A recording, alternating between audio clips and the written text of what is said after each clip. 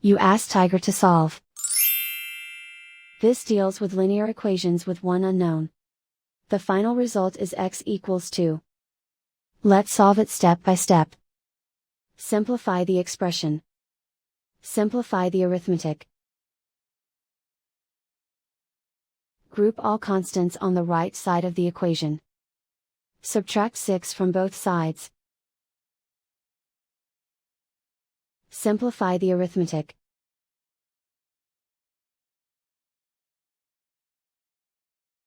Isolate the x. Divide both sides by -3. Cancel out the negatives. Simplify the fraction. Cancel out the negatives. Find the greatest common factor of the numerator and denominator. Factor out and cancel the greatest common factor. And so the final result is x equals 2.